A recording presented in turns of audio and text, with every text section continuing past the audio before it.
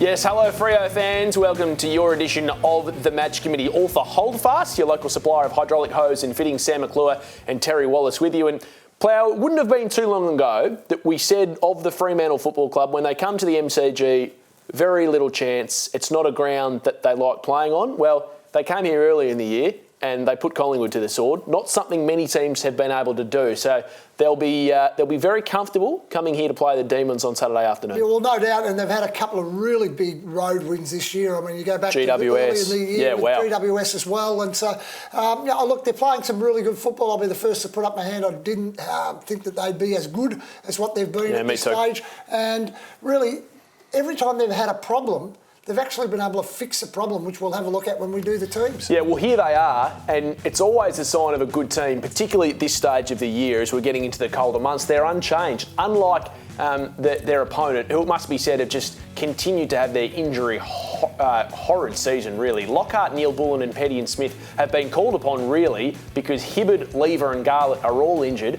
Spargo is the one that makes way. But we'll start with the Fremantle Dockers. The balance of this side is not something I think a lot of people saw coming. And one of the big reasons there is that Cam McCarthy continuously finds himself playing in the waffle. Yeah, well, it's balanced out all right at the moment, and we probably saw the best of Jesse Hogan so far this year last week.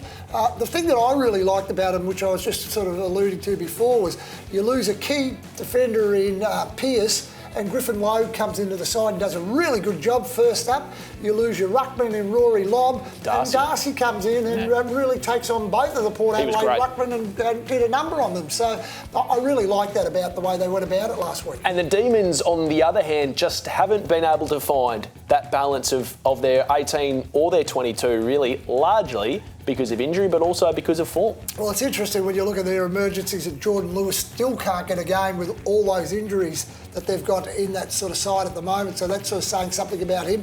I just see, when I look through that lineup, too many guys that rotate somewhere between VFL level and AFL level. I just don't think that they've got the depth. You know, there's still some quality players there that played finals last year, but not quite the depth that they once had. Well, good luck, Freo fans. Let's hope you come away with another win at the MCG. This has been your edition of the Match Committee. It's all thanks to Holdfast, your local supplier of hydraulic hose and fittings. We'll see you next time.